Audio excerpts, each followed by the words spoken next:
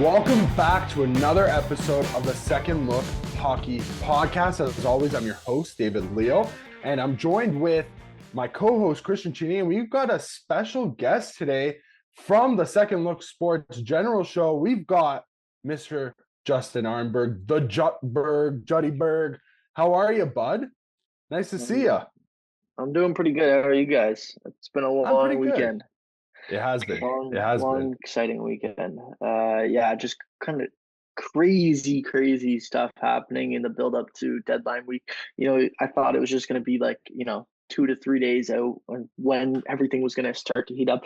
Thought like we just hear a lot of rumors, a lot of like flirting between two teams trying to make a deal, but no deals until the actual deadline approaches. But nah, the NHL decided it's deadline season and it needs go time. That's what it meant this weekend. No, 100%, dude. I feel the same way. It has kind of been it's been a crazy like 24 hours. It's probably going to be even crazier like next week. I think just to start, I know Cristian, you wanted to talk a little bit about that event that happened in downtown Toronto last night. We had the Elimination Chamber in at the Rogers Center. I know you wanted to bring it up. You were watching as well. I just want to hear like just some quick thoughts about that ending of that crazy pay-per-view. Dude, I actually was like really anticipating that pay-per-view yesterday. I think the last one that I watched was Royal Rumble. I don't know if there's been actually even anything in between, but that night we all got riled up, us three, right? We had a good time in our chat, really got into it. And so just with the extra juice of it being in Toronto, I was looking forward to it. I think it lived up to the billing big time. And you mentioned it, the ending is kind of where it all climaxed. Yeah, I almost like left it with more questions than I did answers. Number one question on my mind was, what the hell did Travis Scott serve the purpose? Like, what was he doing there? What the hell was the point of that? I found that hilarious. Yeah, I'm just gonna give like the extra context of for anyone who didn't watch, and maybe you don't watch too much wrestling, but The Rock, who everyone knows who that is, John Cena, I think even he goes larger than the WWE landscape. Those two are the biggest names ever. Yeah, and Cody Rhodes is the biggest name right now. Right now, it's as much star power as you can have, and Travis Scott drinking some Red Bulls and just hanging out. It was really funny. But yeah, I thought they did a really good job, and I can just imagine what it was like if you were in the building for that one. Yeah, that's one to remember. It was a big time show. I'm pumped for WrestleMania, and I didn't know if that was going to be the case. We talked about Royal Rumble. I had mixed impressions. No, I'm fully bought in after that one. That was good. I completely agree, man. 100%. What have you got? There wasn't enough buzz around WrestleMania out of Royal Rumble. Like they just like usually like that is the start. Well, that always is the starting point to the road to WrestleMania, and that usually starts everything. But like obviously Jey Uso winning the Royal Rumble was great. Like it's great for the fans. It just wasn't the buzz though, because you knew he was choosing Gunther because they had to set up this fight. A lot of people thought like I personally thought Punk was going to win last night, the Chamber. And then I saw this online and it totally makes sense to me now because Punk is the guy I think they want the championship to go to next, but they need to fit John in there somehow, right? They need to get John his 17th championship. So doing this makes sense because Punk loses tonight or lost last night, sorry. And you're looking at it now and like I think that's what SummerSlam is going to be. Skip over WrestleMania because I think John's taking the belt from Cody at WrestleMania. There's no way that Cody comes back from that, I don't think. Yeah. And then you're looking at a SummerSlam preview where obviously John's not going to hold the belt for very long, and Punk will then take it from him and become the face of WWE. That's kind of what my prediction is after last night. But to go on to John Cena turning heel, that was insane. I don't think anyone except for like the second before it happened. I did say to my girlfriend Sarah, when like the rock music came in, I was like, there's a reason why Cena's still in the ring. Like there has to be a reason. There should be no reason why Cena's still there. I had no idea what was going to happen, but just knowing that Cena was still in the ring, I was like, this is kind of weird. There's something up. Like there's going to be something that's going to happen. Did I know it was going to be that? Did anyone know it was going to be that? No one saw that coming. I don't think anyone saw the heel coming. And you know what? I'm here for it. I'm here for John Cena heel. It is going to be insane for the next month, considering he does this and then he's going back to shoot a movie up until WrestleMania. Like insane. Yeah, no, I definitely like what a crazy like just ending, and it kind of like just to kind of cut this topic off, kind of gave me two different vibes. And there was like two specific points in time in WWE history where I was like, this is, I kind of like see where this is going, like based on the past. There was a precedent. So the first one with Travis Scott in the ring was, I don't know if you guys remember, but Mike Tyson at the peak of his powers was a special guest referee for a match between Shawn Michaels and Stone Cold Steve Austin at WrestleMania. I believe it was 14. So this is like mid 90s. Peak Mike Tyson, how they were able to draw that guy into the WWE. He, you know, they crossed with thing, and that's kind of where the Travis Scott angle comes in. And for anybody who doesn't know, at the end of that match, Mike Tyson, who was aligned with the bad faction, which was DX at that time, he double crossed them and he sides with Stone Cold, and that kind of kicks off the Attitude Era. Here's also the thing, though. Okay. Sorry, I already have my rebuttal ready. There's also WrestleMania 17 when the face of all faces, Stone Cold Steve Austin's in a match with The Rock, and he double crosses like the whole company, and he decides to join forces with Vince McMahon. Like the Vince McMahon Stone Cold Steve Austin rivalry is like one of the all-time greatest rivalries in WWE history. So I kind of got both senses there. Like that kind of to me is where they were trying to go. And I saw a lot of people also credit, I think Dennis Rodman at one point joined in WCW in the middle of a Bulls championship run.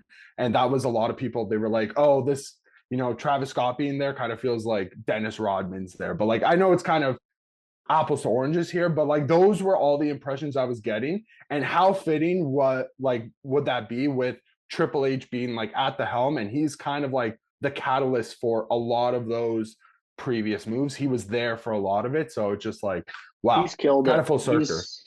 He's killed it so far, man, as the creative director.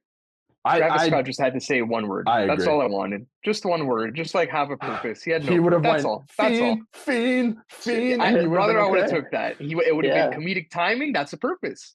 He served no purpose other than drinking Red Bull and. So, I get it.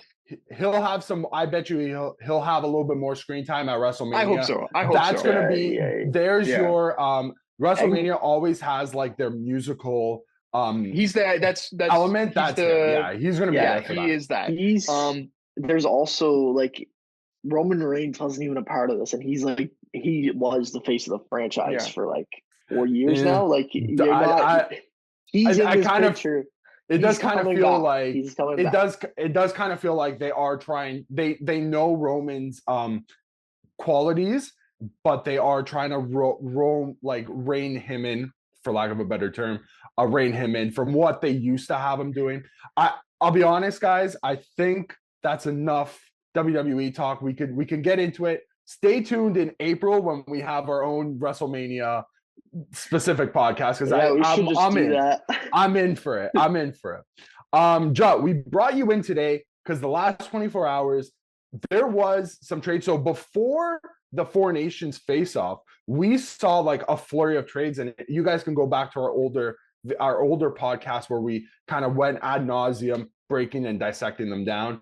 It kind of feels like last night was the kickoff of round 2 for the March 7th trade deadline. And I know, Jut, you really wanted to come on to talk about the Chicago Blackhawks sending Seth Jones to the Florida Panthers as well as a 2026 fourth round pick for Spencer Knight and a conditional 2026 fourth round pick. And as a part of, Seth Jones and a 2026 first round pick, my mistake, to the Florida Panthers, and the Blackhawks received goaltender Spencer. They received the Chicago received the first round pick. Yeah, isn't that what it is? Florida. No, you got it wrong the second time. It's all good, brother. It's all good, brother. I knew there was a first round pick. There's a lot of moving I'm reading them wrong. Okay, sorry. So Chicago's getting Spencer Knight and the conditional 2026 first rounder.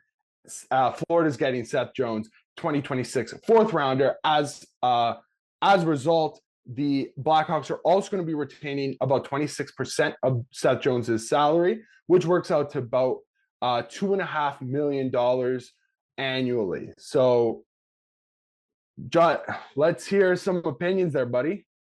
Okay.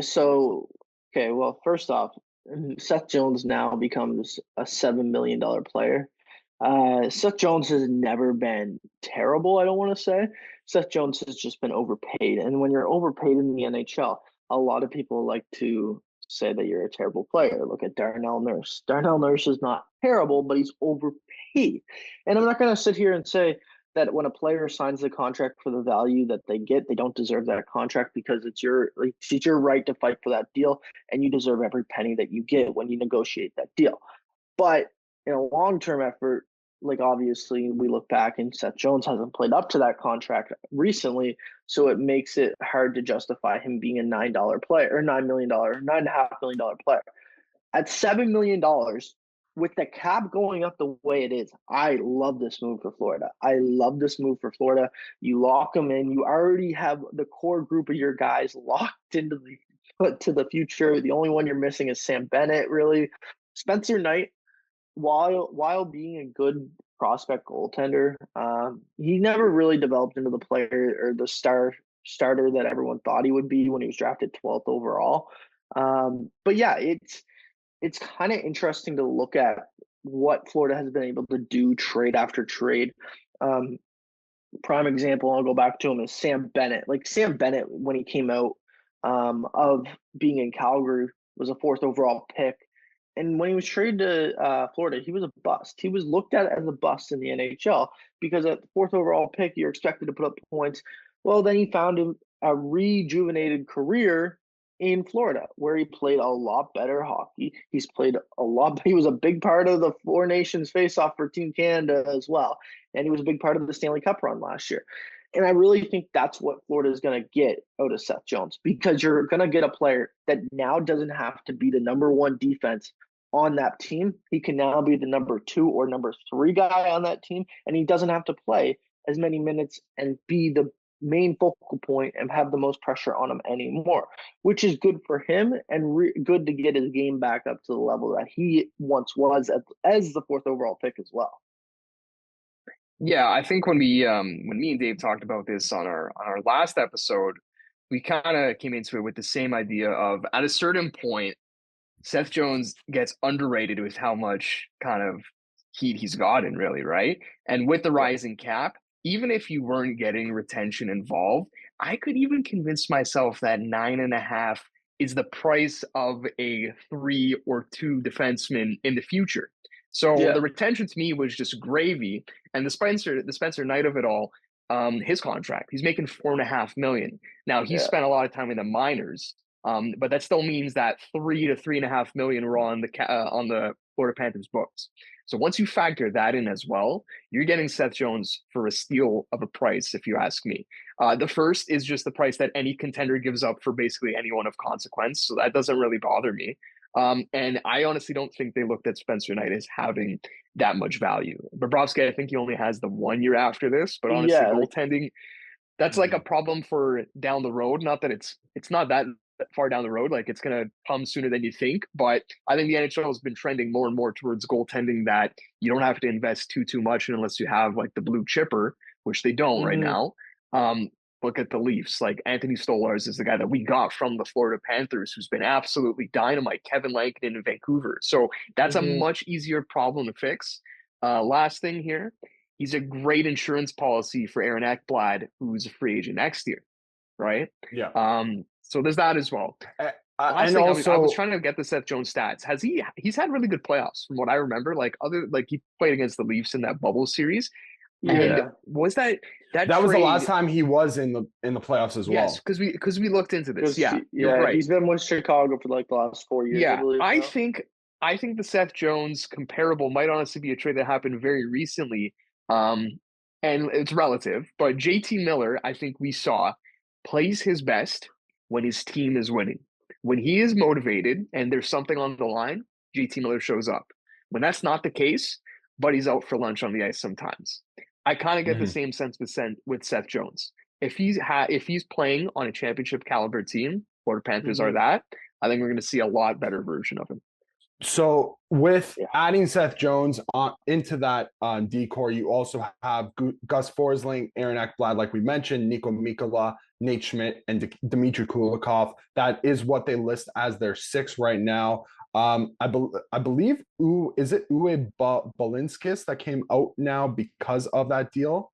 Yeah, probably he's the 7. Yeah, he's the 7. That's 6 guys though that are like very, very good. Like that's a solid top 6, man. But my question for you guys though is Florida done? Is that all they're going to be doing? Because they were targeting we know that they've been targeting a D-man, whether it was Seth Jones or the other bevy of options that there are. Like that is kind of who they were going for. Do they add again to that decor? Do they look maybe for some goaltending insurance? Are they going to bolster up front now? Like they look like they're ready to make another. It would be their 3rd cup run in 3 years. They've won 1 cup. Like that is kind of what they're going for. So what do you guys think? Listen, there's been no official report yet on Matthew Tkachuk, but he was moved to LTIR today. Yes, sorry. I was going to mention that in my spiel, but you're right. But why I'm bringing that up is because like we don't have an official report on how long he's projected to be on LTIR. My assumption would be it's like 6 weeks to the playoffs or 7 weeks to the playoffs. I would assume we don't see Matthew Tkachuk before the playoffs. Bringing up another $8 million in cap space for the Florida Panthers to go out and do what the Vegas Golden Knights have done for multiple years now.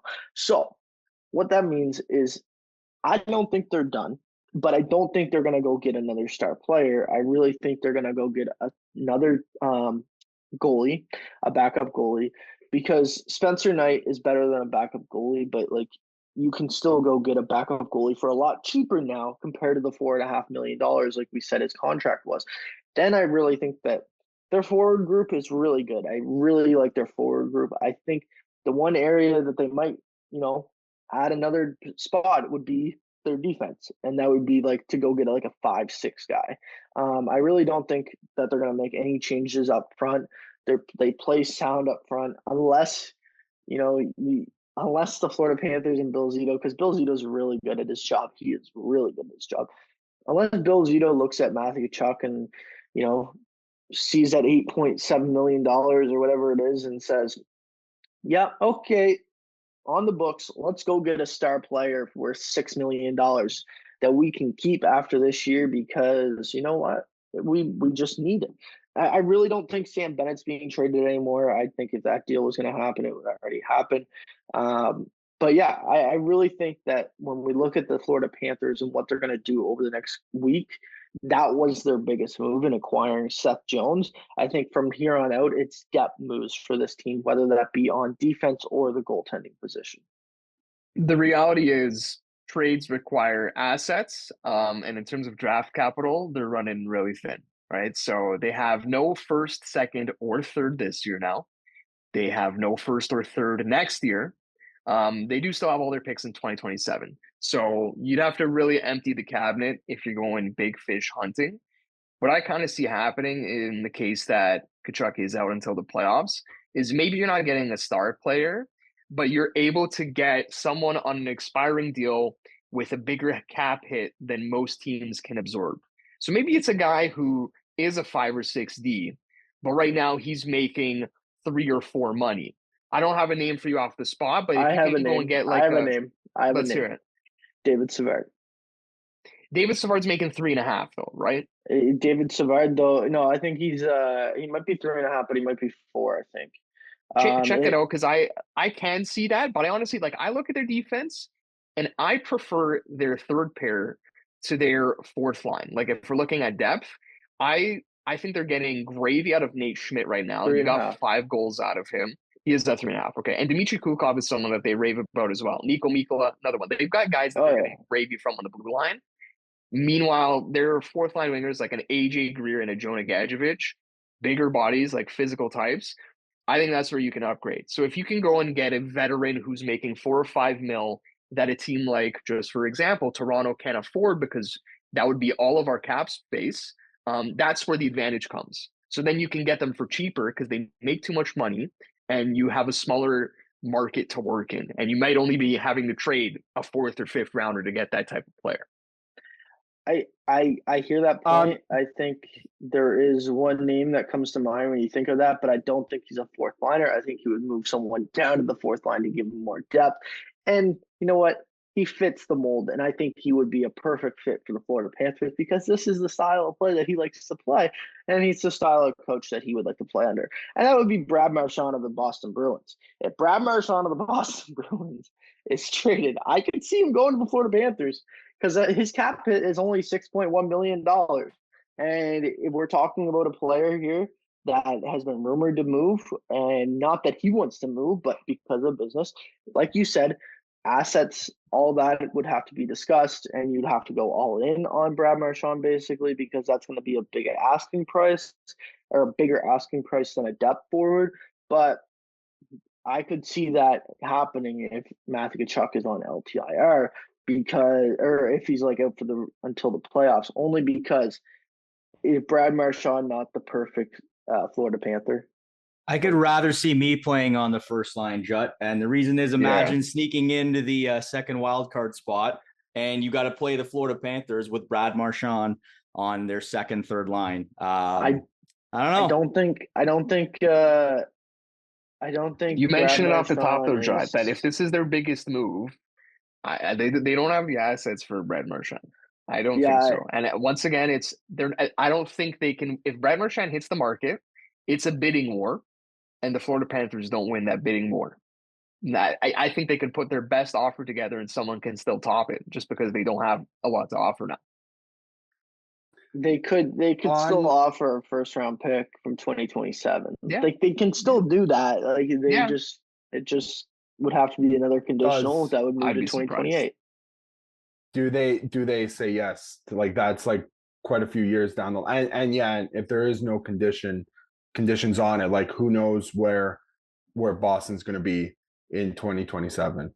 Yeah, or beyond. I think there's names that are more likely to move that we're going to end up getting to in here too. Yeah. But there's also guys who also on Saturday. I also do just want to bring up, just because I think it'd be remiss without talking about the Chicago side of the deal. There is a little point there with retaining Seth Jones now until the end of the 29-30 season. They have used all 3 of their retention slots, but both Mikko Rantanen and Jake McCabe will both be coming up after this year. So don't expect to see Chicago retaining any more salary because quite frankly, they can't. But next year, 2 more slots are going to open up. And we did kind of question if they were willing to retain any money for the next, 5 years, almost 4 or 5 years. Yeah, 5 years. So we did have that question last time, and it got answered for us. So just something to note for the Chicago Blackhawks, and they got a first round pick. They got potential. For what has happened over the last week with Seth Jones in that situation, I think the return is very good for the Chicago Blackhawks. Like, it's kind of a win-win deal. Yeah, I don't hate it, and I think it's a win-win deal for both sides. Like, and unfortunately for the rest of the league, Seth Jones is probably going to play the best hockey of his career. That's probably what's going to happen. Yeah, I think we'll see a resurgence, for sure. Yeah. Cristian, can you just pull up the Ryan Lindgren deal, because it's not pulling up for me right now. I'm just trying to get that going. Yeah. Because I think we should just hop on that for a little bit, and then I'm gonna have it for you right here. Yeah, okay. Here's our Ryan Lindgren deal. Avalanche acquire defenseman Ryan Lindgren, Jimmy Vesey, and Hank Kemp, who I've never heard of in my life, from the New York Rangers in exchange for Juuso Parssinen, Calvin DeHaan, and a 2025 second-round pick, plus a 2025 fourth-round pick.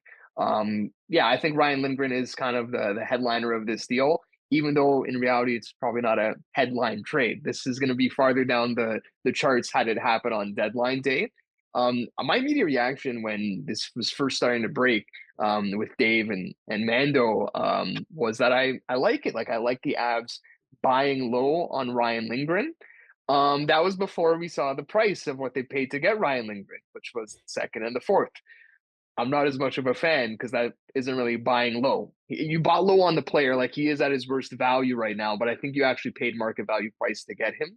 Nonetheless, similar to like we said with Seth Jones, Lindgren's not going to be playing first pair. At least I don't think. That's what kind of he made his living off of with Adam Fox. He was like that perfect complementary guy. Unfortunately, dude doesn't stay healthy. And with an injured Adam Fox, no more Jacob Trouba, Keandre Miller not looking great, up and down throughout the year, he really didn't look good this year. The fancy charts were going out. I think Dave sent it. You see 0% on one of Jay Fresh's cards. Dude, it was not a 0% on the was it the offense that was 0%, and it's not like the defense was any better. I think it was at like 17% for somebody who's labeled as a sturdy defensive defenseman. Yeah, that is a tough. We know how bad the Rangers are getting shelled defensively this year, especially at the start when we first had like the rumors of them wanting to shake things up. But yes, once again, like I think as a 4-5 on Colorado, you can maybe get 60-70% of the Ryan Lindgren we saw. The health thing doesn't change no matter what like team you play for, so that's what matters here as well. But he's actually got a career high in points this year, or he's tied it, which is really interesting to me. So if he can even just chip in the tiniest bit offensively, I don't hate it, but it wasn't a bargain deal to get him. Yeah, no, it definitely 100%. Was not. It definitely was not a bargain deal at all. Like, the other thing with this one is Ryan, I think, like you said, is at his all-time lowest in terms of market value. And the one thing that I think is going to be true, like Seth Jones, I think he's going to play a lot better in a fresh start. I think that's what he kind of needs at this point in his career. Jimmy Vesey is a good depth piece. We're talking about depth. The Colorado Avalanche have barely had any depth all season long, so adding Jimmy Vesey is a good piece for them.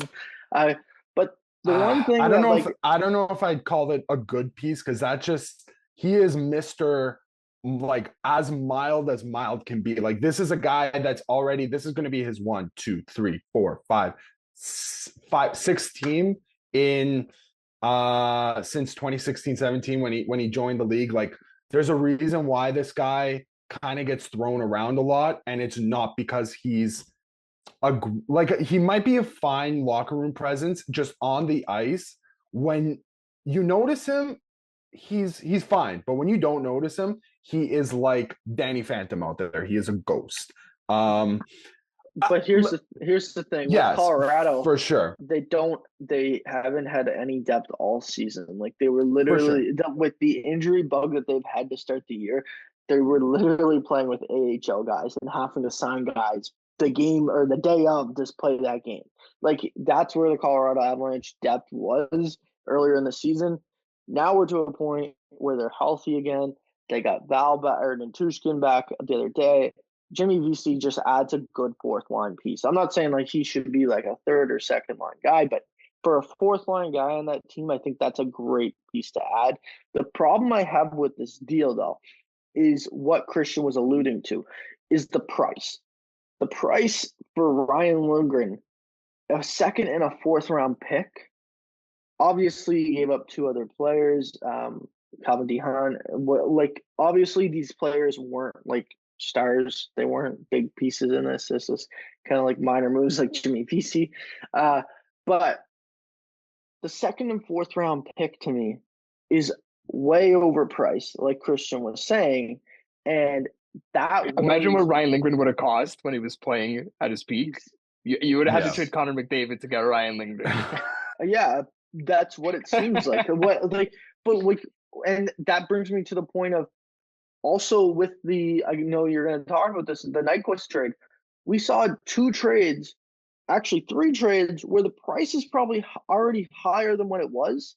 And these guys weren't the top guys in terms of the trade targets for the season. So that worries me in terms of what are the top guys going to get? Like, are we going to see 2 first-rounders go for, like, Colton Parayko? Like, what is going to be the price tag for these big ticket guys? If a minor guy, like, I'm talking like a 25, 30th guy on the trade board, top players, gets a 2nd and 4th round pick, like, that's crazy to me. And that's the part that worries me. So here's the other thing. All the scouts have been saying this isn't a deep draft. So a 2nd round pick this year, I don't think has as much value as it does in a stronger draft. Like next year's. There's that. Compared to next year especially. So there's that involved as well. I mean, in a vacuum, give me like 35-year-old Gustav Nyquist at a 2nd round pick over Ryan Lindgren personally. Yes, you spoiled our last trade of the day, Cristian. With Minnesota reacquiring Gus Nyquist and Nashville getting a 2026 2nd rounder. But Nashville's also retaining 50% of that deal. So I don't know. He's one of my guys, man. He's one of my guys. Gustav. He does play very well on the Wild. Like, he definitely likes it there. So maybe if he steps up once again for them, maybe we'll see a 2nd round appearance for that team. It's just a 2nd round pick, and for both of these players seems too much to me. Seems way too much. Like, I would have thought had a very down year. Like, I think he has like 21 points in 50-something games for the Preds after coming off a career high last year. So you're not. And he's not, like I said, he's 35. He's also 35, I looked to see on NHL Edge. I'm like, okay, are the legs still there? They're really not. And honestly, they haven't been for a couple years, which surprised me. He does skate. He physically skates the most like distance on his team a lot of the time. But in terms of top speed, he's not really up there. I think he's like 50th percentile, which surprised me. But I still like him as a player. And once again, it's the familiarity with Minnesota last time they acquired him, and they were getting him off of an injury from Columbus. I remember that because I wanted the Leafs to trade for him. Him and Marcus Johansson were in Minnesota's ads a couple years ago, and they were both really, really good for them in the playoffs. So we'll see if they can repeat that here. Yeah, like, you hope that like it works out for both sides. It's just like I'm gonna beat the horse over again, but when you think about the deals, like, does that not? And I know you guys like have your Leafs section. Does that not scare you for what the Leafs are going to have to give up? Because realistically, the thing is, last year too, we were kind of already like, oh my God, Joel Edmondson cost. I think we paid 2/3 for him, and we were already like, that was high. Get Bush as well for like. Bush might have been I think it was a fourth. Connor Dewar was a 4th, but I think like there's a distinction between the rentals and the non-rentals. I think we already know that like Braden Shen is going to cost a lot. Whether you like that or not, up for debate. The rentals though, like that's I think the bigger deal. Like Colton Parayko costing 2 first, I can see that, but I don't think that says much about the market. These aging or not aging, Gustav's the only aging one, but these rentals who aren't at, like, you're not selling high on these guys, like we already said, that is surprising. So what is it going to cost to get a guy who is performing kind of at a career pace? Like does Ryan Donato cost the 1st and a 3rd? That's might. Ridiculous, well, like, right? Then count me out. That's what I think the price is going to be. Like, that's what also I think count me right out. Then. But also they might ask for a 1st. If nobody's willing to bite on a 1st for Ryan Donato, where does the price actually lie? That's the whole thing. But the whole thing is, like, the closer you get to deadline, the more teams want to add to their roster, and the more the price goes up. I'm sure there's interest. It depends every year. Sometimes it's a seller's year. Sometimes it's the opposite. Sometimes it's a buyer's. Right now, it's definitely a seller's year. And in terms of what we're seeing, it's a seller's market right now. But there is also a lot of teams that are still. There's a few teams that are like on the fence as well. Like I look to like the Islanders, like they are not even fully committed to selling. Like once a couple other teams commit to sell, you're gonna start to. I Blues think you're are gonna one start of to those guys see. too. Yeah, the Blues are, but they're more open about selling. Like the Islanders should be selling, and they're like not committed to doing it, right? So Yeah. I And think like I think as The Flyers the should be Flyers, selling as well. I like The the one Penguins should be selling as well, but like who knows? Like there's so many teams that They will be though. the Yeah, Penguins will for be sure. selling. The one team that like I look at when you're talking with the trade deadline and we're like, are they gonna be sellers or buyers? If you're the Columbus Blue Jackets, I would be buying everything that I can find because this team has something special about it. And when I say special, I'm saying something from up above.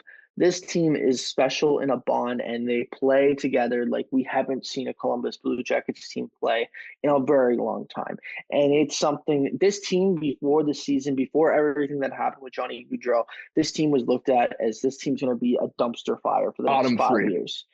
Yeah. This team has put together Bottom a one. remarkable stretch. And I think if you're the general manager and you're Dean Evanson, you look and you try to find a guy that's going to fit well with your roster, but you reward your guys for what they've done so far. On 100%. that note, Jut, I'd like to thank you for coming on. Thank you for sparing your time with us. On that note, though, we are going to take a quick break, and after the break, we're going to jump into some more trade deadline conversations.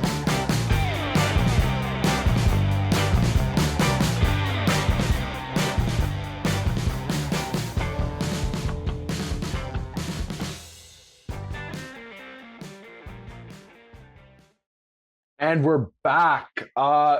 Thanks to Judd again. I don't know if he's going to watch this. Cristian, though, we are less than a week away now from the trade deadline. I mentioned that at the top of the show. It's March 7th at 3 p.m. Eastern time.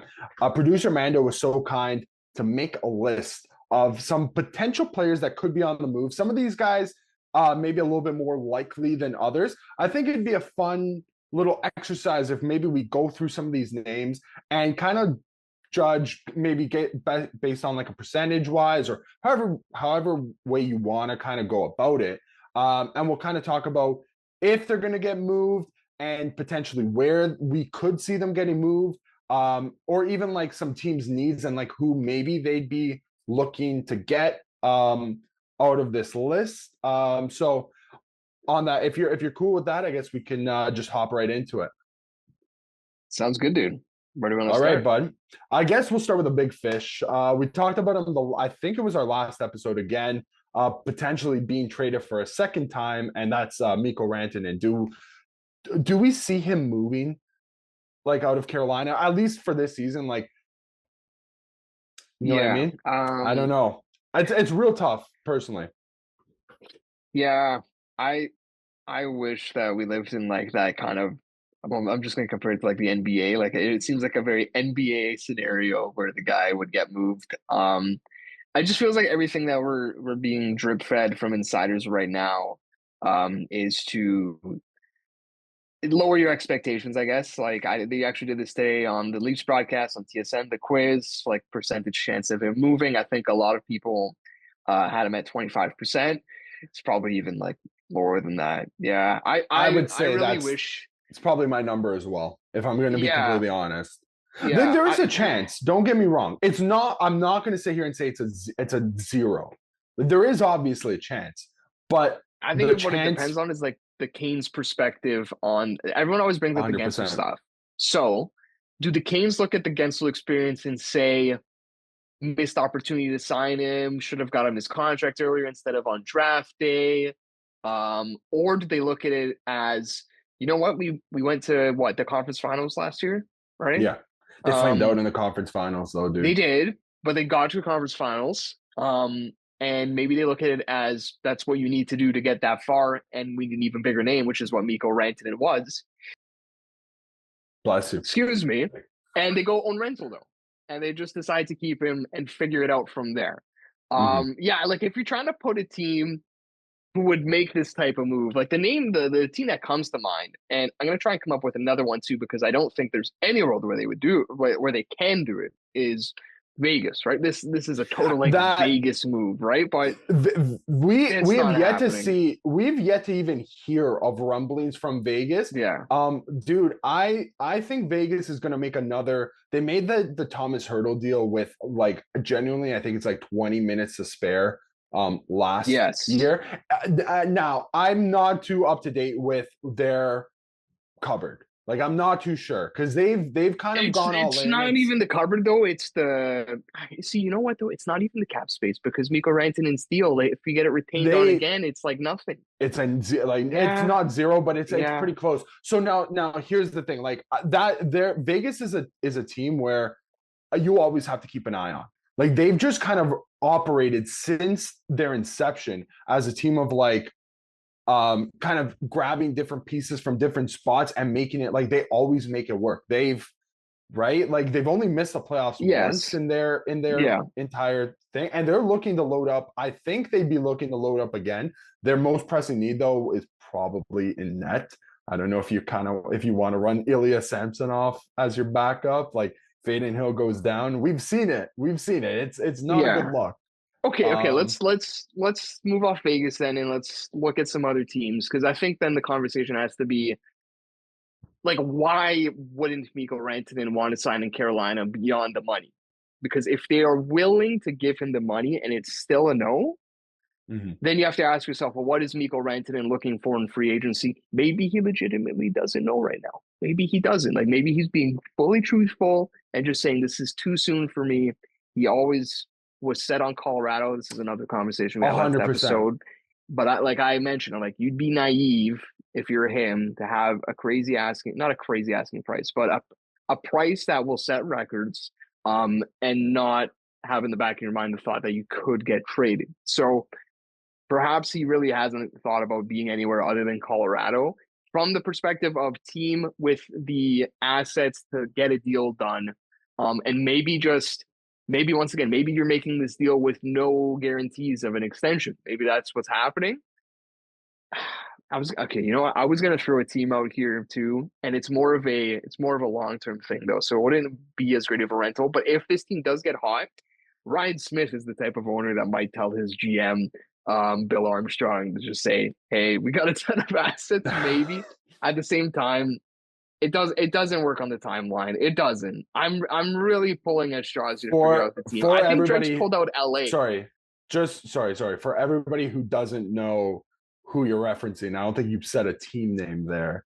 Who's the team that you were just referencing? Utah, and their owner Ryan Smith and their GM Bill Armstrong. Yeah. Sorry. You didn't mention the team name, so I was like, just in case anybody was wondering where we were pulling that name from. Yeah, I got it 100%. But I don't know. Do you have a team that really sticks out to you as, like, okay, in the crazy world where it happens? If I'm going to be honest, I think Vegas was going to be my team just because, like, I saw the Hurdle deal. They've made they made the Jack Eichel deal mid-season a couple of years ago. Now, these are, like, there's always differing circumstances, but they always kind of seem to get the asset. Like, I look back at that Jack Eichel deal, and Jack Eichel was going anywhere. It just so happened to be the Vegas Golden Knights. And think about how many big names it's been. It's been Mark Stone. It's been Max Pacioretty. It's been Jack Eichel. Thomas Hurdle, Barbashev was not a bigger name, but still, like, it's still a needle mover. Like, Barbashev was they were in on Erik Karlsson. They've been in on a lot of players as well, and they've not, like, their hit rate isn't like 100%, but they're always around it. So that's my thing. It's like, just watch for Vegas, because they are looking to, they're only a year removed from winning the cup, right? So they've got pieces tough one though. They've got to make the runs. Let's move on. I had my heart set on him just staying in Carolina, so that's why I was like, I don't even know another team, but 100%. I can't see him moving. Somebody who I definitely think should be on the move is Brock Nelson. Personally, I think the Islanders are. We know this. Their forward core is old. They have, they've got 6 players in their top 12. You could fact check me if I'm wrong, but they've got 5 or 6 players that are above the age of 33 skating in their top 12. That Yeah, includes sounds Brock about right. Nelson, JG Pajot, Anders Lee, Kyle Palmieri. A lot of those guys are, the vets and the captains of the team. But at some point, you're like seventh in the Metro. You got to start moving off these guys. Brock Nelson and also Kyle Palmieri are on expiring deals. I think Brock Nelson is obviously the player with the most amount of trade value between the two of them. Before we get to a team, I want to ask you this question. If you have the foresight and you already have an answer for this other player, there's another Brock on this list. Do you have the same team as making sense for them? Are you saying Besser? Yeah. So we got Brock Nelson, Brock Besser. They've got something in common. It's the state that they're from. Connecting the dots here. Yeah, this is, I know I'm going to zag, but what I'm referencing is they're both Minnesota natives. Yeah. And those two have been connected to Minnesota for a long, long while. Mm-hmm. Flip side to this, Minnesota's, they definitely need reinforcements. They got one already in Gus Nyquist. Maybe they really lean into that.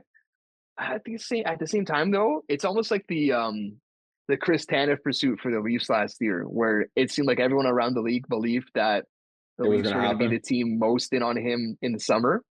If you're the Minnesota Wild, are you really looking to spend premium assets for one of those two when they might be the ones coming to you in July?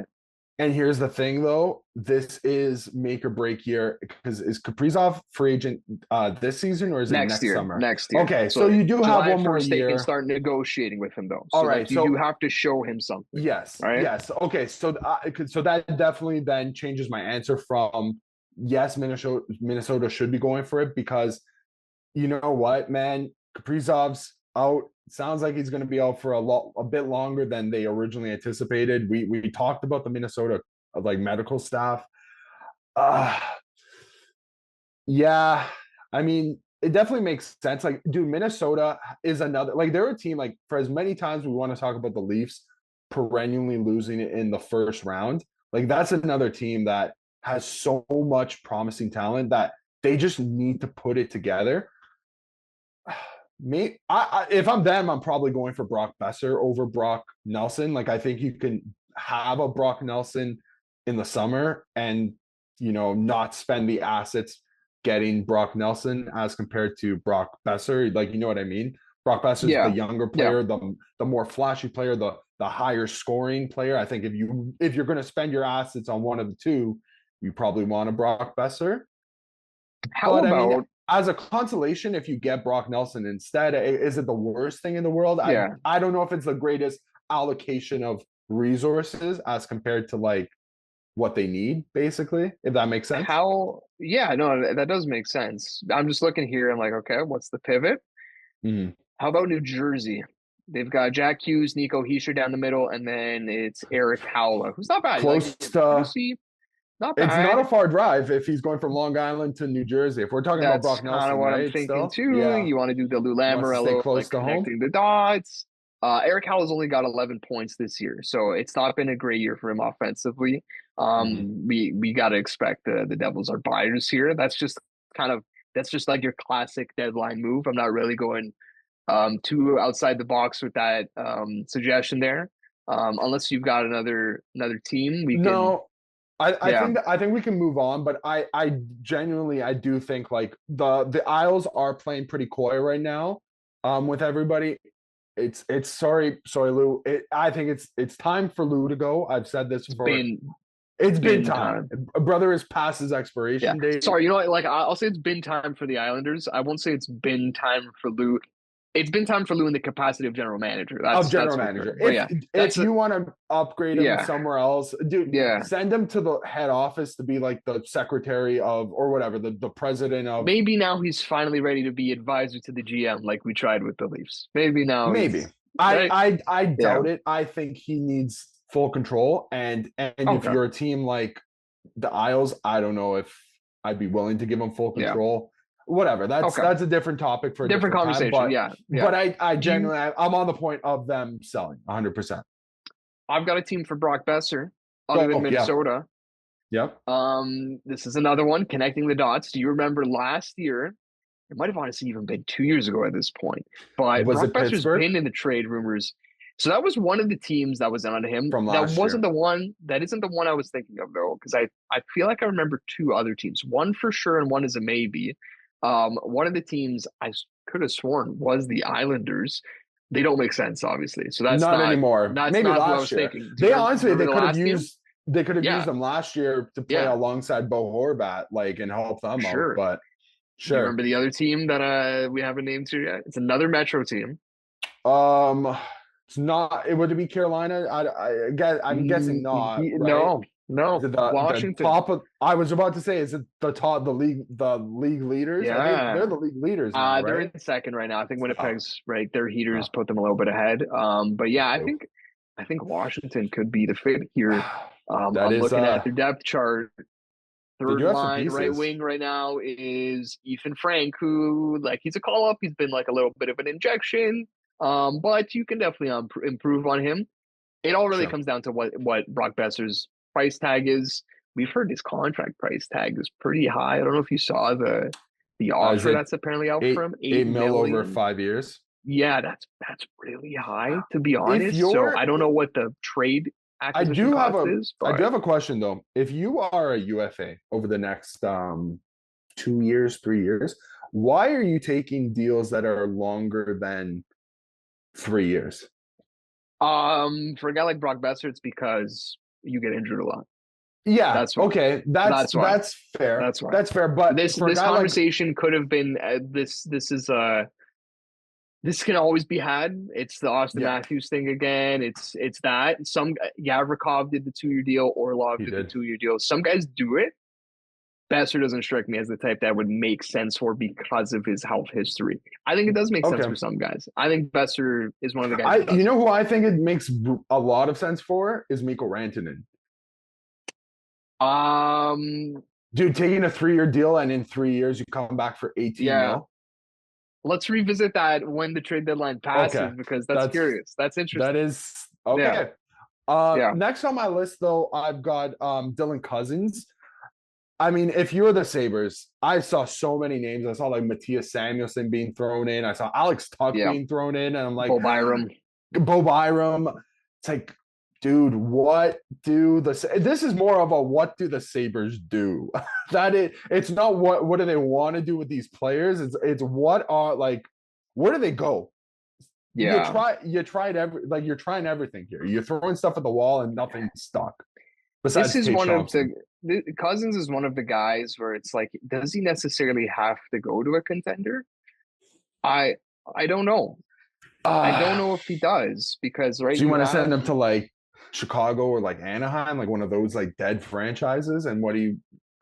Is that who you had in mind? Well, I don't have a singular team right now. I think the perspective I'm thinking from though too is they apparently don't really want like raw futures. They want up and coming guys, right? That'll get there a little bit earlier. So who's a team that like can offer that? That really like kind of want to make that pivot. I know Vancouver was in talks at one point, but like, does that make sense? PD Byram thing. Yeah. You know what? Buffalo probably says no. I think we said before. I think Buffalo says no to like for. They absolutely should. Yeah, Cousins, right? No, they absolutely should. Montreal isn't a bad shout, actually. I think especially with the Kirby Docs thing now. They have a lot of assets at every position. They can afford to do that. So that's a good one, I think. You mentioned Matthias Samuelsson. He was in Kipper's trade board on Sportsnet, and I bring that up because he also had under one of the Sabres players sections. He had a rumor. He said there were rumblings that Buffalo and LA have talked about a deal. I think it was about Byfield. I saw that too with Quinton Byfield. Right? Yeah. So you figure like if you're trying to make the pieces work there, probably want a center back. Like maybe there's something there. That's another one. That would be a crazy big one. That would be a bona fide blockbuster.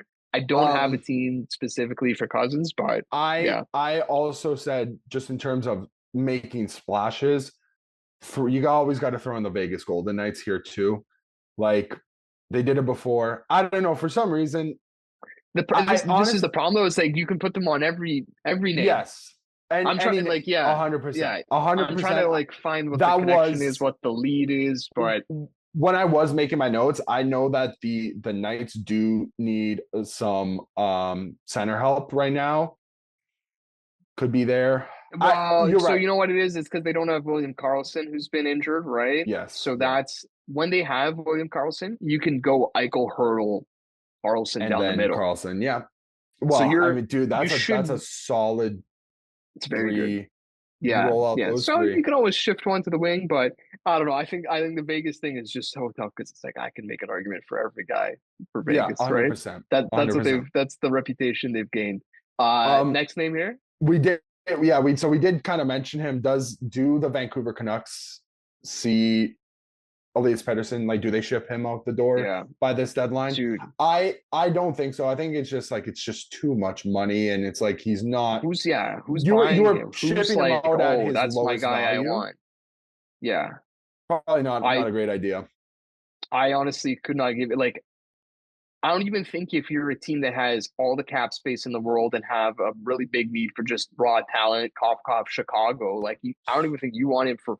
You might not even want him. I was gonna say for free. At all. Maybe that's a little harsh, but I don't know if you've seen like some of the stats after Rick Tocchet talked about he needs to shoot the puck more. He has one shot in 3 games since that. They're also blaming the media there. Like, pal, you haven't scored in a full month. That. Sorry. I think there comes a point in time where you can't blame the media anymore. I know. I don't know. This is a guy who needs like a hard reset. Like he needs the season to end yesterday for him personally.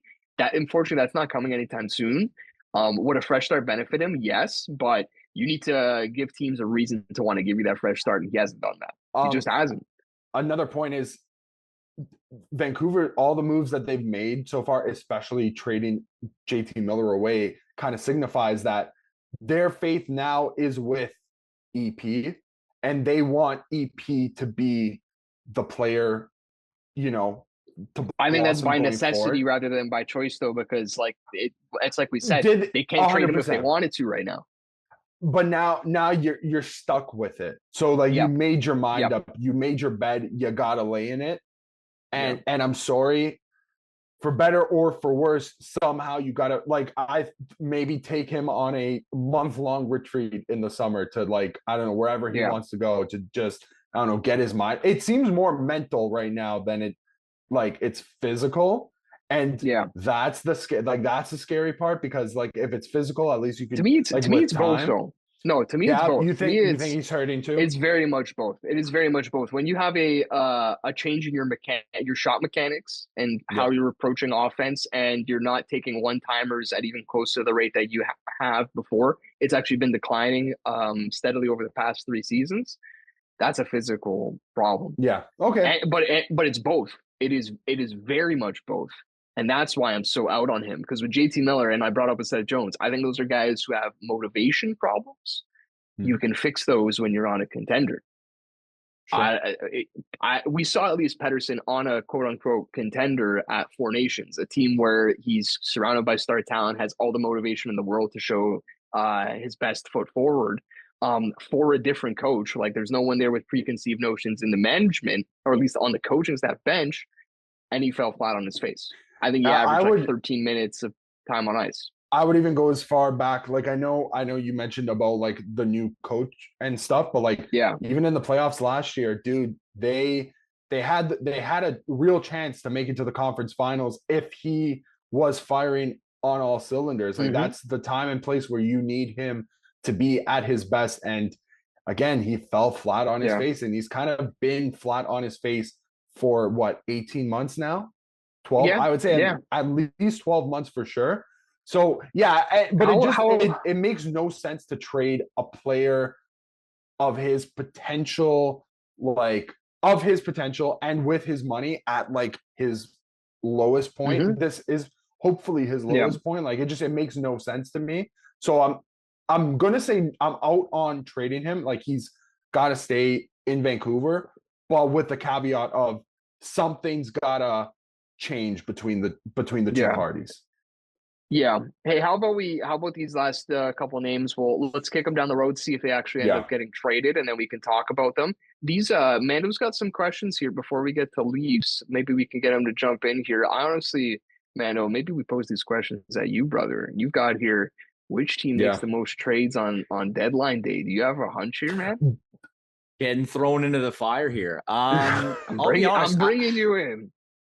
Who makes the most deals? Yeah, you know what? I think we saw Florida already make a move, and you guys discussed it earlier. I just see that if they have that $8.7 million to use while Tkachuk is on LTIR, I see them utilizing that. Now, whether that just be for a backup goaltender, obviously shipping out Spencer Knight, or maybe someone in their bottom six, because they do have that strong decor, I can see them making moves. A deal is a deal. Regardless. A deal is a deal. You guys mentioned it, though, like Vegas. They've been eerily quiet this year, and with Shea Theodore injured, Pietrangelo, we don't know. I mean, he's probably back to business. It's up in the but, air. Yeah. You know, he obviously stepped away from the game for a reason with the Four Nations. Carlson's out too.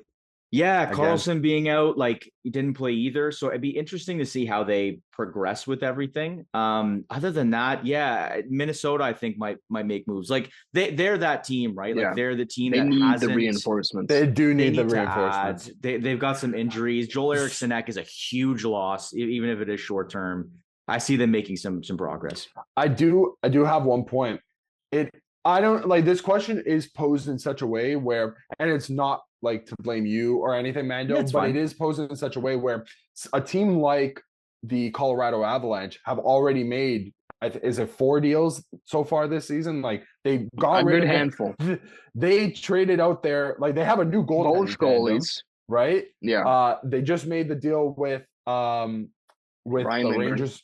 Yeah, with the Rangers over like yesterday, and they made the Mikko Rantanen deal. Like that's already 4. Yeah. So like we're talking just deadline day. So that probably takes a team like Colorado out of the running in my mind as somebody who should be buying. Like they've done it kind of seems like they might have done their deal. Maybe they'll have another one up their sleeves. Maybe it's the Leafs. If I think that's a good segue, Dave. If you want to stay on here, brother, we talk about the Leafs here, pal. Let's make it happen. Yeah, so mean, we definitely have some names on the board. Who would you guys like to see the Leafs acquired? Now, it could be multiple names. It doesn't just have to be a one guy. Do you have one name? Do you guys have multiple names on your board? My list can go very deep. I'm going to try and make it as short as possible. I'm going to go with like 2 or 3 names. I'm going to try and keep it that way.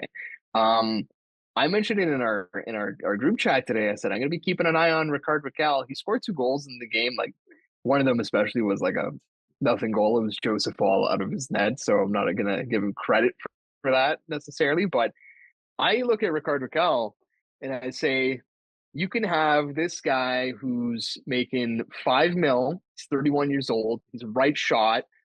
Has played a bit of center in the past. Plays more wing right now. And he's making $5 million for 3 years. Or you can have Braden Shen, who's 33, left-handed shot, hasn't had a great season production-wise, makes $6.5 million for 3 years. If I'm choosing between the two, like I think I've laid out which one I'm leaning towards. Depends on the price as well. We know the price is high for Braden Shen. Kyle Dubas plays his hand right. Maybe he waits for that deal to happen first, and then he has the leverage to go to teams and say, excuse me, look what Braden Shen got. Rickard Rakell's better. Price is even higher. If that isn't the case, though, in the world where maybe Rickard Rakell gets moved first, I think the Leafs should very much be interested in him. Like I said, he's not a great fit because he doesn't play center full time. I do have one question, though. Yeah. And it's about Pittsburgh in general.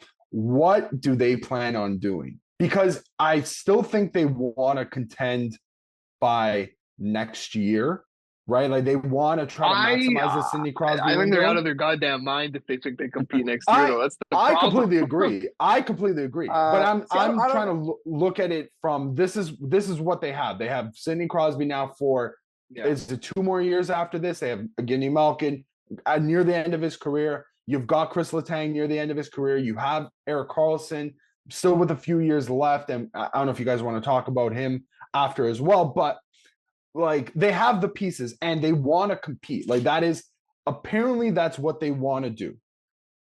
I'm all for trading off your assets. They do though. To me, the fact that Ricardo Raquel's name is out there and he is on trade boards, like he is. This is one of the guys where there is like noise behind it. I don't know how you can trade him and compete. Like the two don't go together. Like I know you can get back like pieces that maybe make it work, but I think the attempt of bringing in Erik Karlsson, like that was we're going to compete. Like we already have had this conversation and it already finished. And this is now a new conversation. I think they're like forced to kind of go rebuild. So now the onus shifts to Crosby, Malkin, and Letang to stay or go. And that's up to them. Because at first the onus was on Kyle Dubas to build the contender. He tried, didn't work. And now it goes back to the players. That's kind of what I think there. But Leafs wise, that's my primary name. And that's a guy who's not a rental, so he's not as likely. I'll give you one rental name. Give me Brandon Tanev. It just makes too much sense. We're all talking about the Shen Bros, but reunite the Tanev Bros. I think he'd be a instant fan favorite in Toronto. I'm going to throw a random name out there because I had thought about this guy who has not been on any radars, at least from the Leaf perspective. He might not even get moved in the fact that this team is competing for the playoffs. But man, maybe Ivan Provorov on the back end. How crazy would that? Left-handed shot, and those guys aren't as coveted as the right-hand side. 6.7, I think, for this year. I don't know if he'll get moved. Columbus is making a push. I think Columbus wants to move him though. They honestly they probably should because I don't think he's going back. So you probably want to sort that out. I'd be curious about him. I think it's a good show because because I think he was on the Kipper board, and I think he said that this is one where it's like Columbus is leaning to maybe just own rentaling him. And I can't blame them. I can't. And what I'm asking myself is, think about what they traded to get him. I think it was like a really good deal for them. Like they got him in that 3-way trade with LA. I don't think it was a high price. So you can look at it as, oh, we got this guy for basically nothing. Well, we just keep him. There's no pressure. Or you can look at it as, oh my God, we got this guy for nothing. We could turn him into something. That's incredible. That's insane, right? So it depends on their perspective. But like I think it is like, to me, still a need for the Leafs that's underrated is the guy who can man the point on the power play. They've been getting by because you can survive a regular season without that. They've been racking up the goals from the blue line since Four Nations face-off, but it's an underrated need. I like it if he is available. I do like it if he is available. It's a good show. Yeah. You got another name? That's it for me. Shen. I like Shen. But you know what? I mean, we've talked about Shen. Which Shen?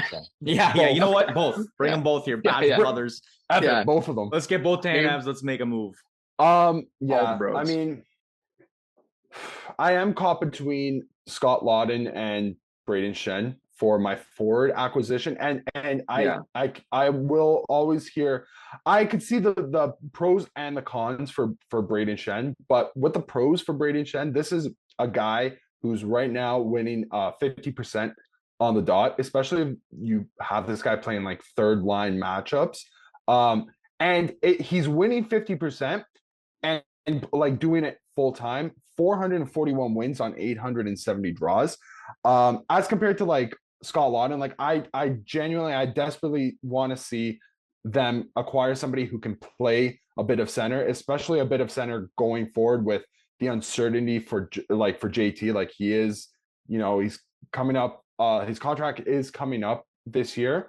The thing with Scott Laughton though is that he was moved to the wing, but he can play a bit of center. He's got 165 wins on only 334 draws for like 49.4%. So just under 50%. So both guys, one's a bit over 50, the other one's like a bit under 50. I would like to see somebody who can win the face-off battle. Couturier, though, has the goal upside, I guess you could say. Like I think he's got a bit more in the proof to get a couple more goals. But dude, Braden Shen, like I remember watching that 2019 Cup run that they had, and I'm like, oh man, he's so nice. Yeah. Like having him and Ryan O'Reilly as like your top two centers, like that was such a treat. Yeah, like that is just somebody that you want in the playoffs. You know what? The pedigree's there. Berube went to bat for him. Yeah. My pick is going to be bring me all the brothers and bring me. So that means bring me Braden and Brandon. Luke Shen. Braden and Luke Shen, and bring me Brandon Tanev to play alongside Chris Tanev. Let's get all the bros involved. We had Alex Nylander. We have Willie now. We got it's brotherly love in Toronto. Yeah, so. I'd be so for it. I want to. If we can, let's try and squeeze in this exercise that Mando's got here, ordering the assets that the Leafs are likely to part with on March 7th. He's got Nick Robertson, Easton Cowan, Fraser Minton, Bobby McMahon, Grabenkin, the 2026 first and the 2025 second and third. So I guess we should do this like most likely to move. I think we should do most likely first to move. Is most likely to move. Mm-hmm. I think the second and third are most likely. Hey, Nick I think the Robertson, first is after that. Yes. I think of all the player options, even with him looking better lately, he had a really good defensive play in today's game. I'm still very, very, very open to moving him. To me, his value really isn't that much higher than where Timothy Liljegren ended up at, which is a fourth and a sixth or whatever. Yeah. I think we'd be lucky to get a third, personally. Here's the thing though, he is making near league min against the cap. Is that maybe not? Yeah. I know. I came myself, I'm trying to talk myself into Nick Robertson. Oh my God. Grabenkin is a curious one. Yeah, I just think that Berube maybe fell in love with him a little too much to want to give up, right? You know what? That's a wrong word. It's you have to give to get, but I had a chance to watch him. I was at the Marlies game actually yesterday, of all days, and Grabenkin is a dog. He's the guy who will throw the hit. He made a great play for one of the goals. Didn't get assists on it, but he made the play to keep it in the zone. And so he is a Berube style player. It's just you don't have a lot to move when you're the Leafs. You kind of have to get creative. The big McMahon question, is an interesting name. McMahon is an interesting name, but dude, if they sell on McMahon right now, that is a guy who you definitely want in any series against one of either Tampa, Florida, Boston, if God forbid they ever have to. Test. He always passes the smell test with flying colors. For me though, the two interesting names though is obviously the two of the three top prospects that the Leafs have. I guess we could also maybe touch on Ben Danford. I'd rather keep the defensive prospect because we have literally zero. But between Easton Cowan and Fraser Minton, who is the one that you'd be more willing to part with, or who is the one that's going to give up more of a return for you? It's probably, if I were to guess, it's probably Easton Cowan, even though Fraser Minton is more NHL ready, that I would say, than Easton Cowan right now. Yeah, I think the way to look at it is who do the Leafs need more to keep? Who do they need to keep more? Yes. You can make a good argument either way, but let's say they went out and got Braden Shen, and maybe this kind of kills the argument because you might need one of them to get the deal done. But if you just plop Braden Shen on this roster, all of a sudden you have way less of a need for Fraser Minton, I think, right? For sure. So I think Easton Cowan is my name. I think a Minton could be involved in a Braden Shen deal, which it's a high price that apparently is wanted for Braden Shen. If you're putting, gun to my head, I got to choose one to keep. I'm breaking the tie and I'm going with Easton Cowan. I'm still rated that way. Interesting. Fair. I will go Minton, and the reason is if you sign Mitch Marner, I just think Cowan becomes a little redundant. I know they're not the exact same player, but I see them as very similar skill sets. Marner's more experienced. Now that said, Minton is a center, and those go for bigger on the market. So, does Easton Cowan top us the 65, 70 point mark in the NHL? We know Minton. We know Minton. I think we know Minton doesn't, and I think we don't know if Cowan does. So maybe that's it. Yeah, that's fair. So now, with me saying that, I think Easton Cowan's going to score 40 goals and 90 points against, not on the Toronto Maple Leafs. Yeah. All right, we got to get out of here. Yeah. So, thanks for watching. That's it. We'll see you after the deadline. Yeah, we will. So we're going to wrap it up for today. Don't forget to like and subscribe and follow us, and come back here next week.